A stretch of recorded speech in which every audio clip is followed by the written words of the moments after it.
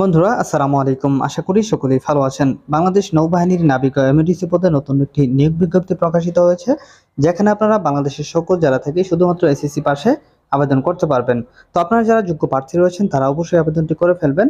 তো বন্ধুরা, আজকের ভিডিওতে আপনাদেরকে জানাবো যে বাংলাদেশ নৌবাহিনীর নাবিক ও এমএডিসি পদের মাঠ কার্যক্রম কিভাবে অনুষ্ঠিত হয়, অর্থাৎ একজন প্রার্থীকে কিভাবে কোন কোন ধাপ অতিক্রম করে তাকে চূড়ান্তভাবে নিয়োগ করা হয়। তা আজকের এই ভিডিওতে আপনাদেরকে বিস্তারিত জানিয়ে দিব।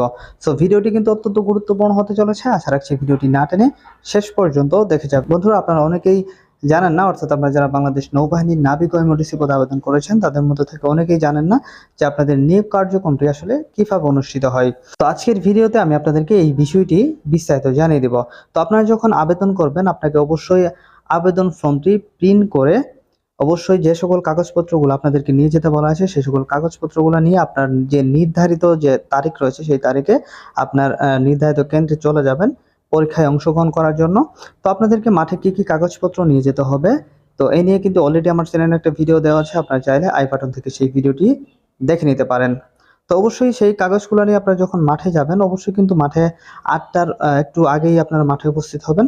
তো মাঠে প্রবেশ করানোর পর আপনাদেরকে কিন্তু সকল কাগজপত্রগুলো চেক করা হবে। তো প্রাথমিকভাবে সকল কাগজপত্রগুলো যাচাই করার পর যদি আপনার সকল কাগজপত্রগুলো ঠিক থাকে তাহলে কিন্তু আপনি প্রাথমিকভাবে নির্বাচিত হয়ে যাবেন। অর্থাৎ যে সকল প্রার্থীদের কাগজপত্র সঠিক পাওয়া যাবে তারা কিন্তু প্রাথমিকভাবে নির্বাচিত হবে, এবং প্রাথমিকভাবে নির্বাচিত প্রার্থীদেরকে কিন্তু লিখিত পরীক্ষায় অংশগ্রহণ করতে হবে।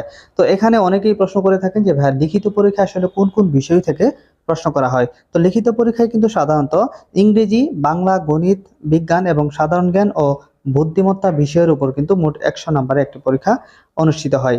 তো এই লিখিত পরীক্ষায় যদি আপনারা ভালো করতে পারেন, এটাই কিন্তু মেন একটা বিষয়। তো এখানে যদি আপনারা ভালো করতে পারেন তাহলে কিন্তু আপনার চাকরির সম্ভাবনাটা অনেকটাই বেড়ে যায়।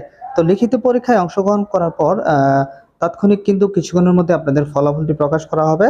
তো যে সকল প্রার্থীরা লিখিত পরীক্ষায় উত্তীর্ণ হবেন তাদেরকে কিন্তু চূড়ান্ত স্বাস্থ্য পরীক্ষা অর্থাৎ চূড়ান্ত মেডিকেল করা হবে। তো এই চূড়ান্ত মেডিকেলে কিন্তু এইচবিএজি এবং ডুপ টেস্ট সহ আরো যে আনুষঙ্গিক টেস্টগুলো রয়েছে, আপনার শারীরিক ফিটনেস সহ সকল কিছুই কিন্তু আসলে সেখানে দেখা হবে। পাশাপাশি আপনাদের কিন্তু মৌখিক পরীক্ষাও গ্রহণ করা হবে। অর্থাৎ যারা লিখিত পরীক্ষায় উত্তীর্ণ হবেন তাদের সকলকেই কিন্তু চূড়ান্ত স্বাস্থ্য পরীক্ষা এবং মৌখিক পরীক্ষা নেওয়া হবে। তো যে সকল প্রার্থীরা চূড়ান্ত স্বাস্থ্য পরীক্ষায় উত্তীর্ণ হবেন এবং ভাইবা পরীক্ষা এবং লিখিত পরীক্ষাতে ভালো করতে পারবেন তারাই কিন্তু চূড়ান্তভাবে নিয়োগপ্রাপ্ত হবেন। তো এইভাবে সকল জেলার মাঠ কার্যক্রম শেষ হয়ে গেলে যে সকল প্রার্থীরা চূড়ান্ত স্বাস্থ্য পরীক্ষা এবং মৌখিক পরীক্ষায় উত্তীর্ণ হবেন তাদের ফলাফলটি কিন্তু অনলাইনে, অর্থাৎ মেধাক্রম অনুসারে কিন্তু চূড়ান্ত ফলাফলটি অনলাইন জাতীয় দৈনিক পত্রিকা এবং এসএমএস এর মাধ্যমে আপনাকে জানিয়ে দেওয়া হবে। তো বন্ধুরা, আপনারা জানতে পারলেন যে বাংলাদেশ নৌবাহিনীর নাবিক ও এমওডিসি পদের নিয়োগ কার্যক্রমটি আসলে কিভাবে হয়।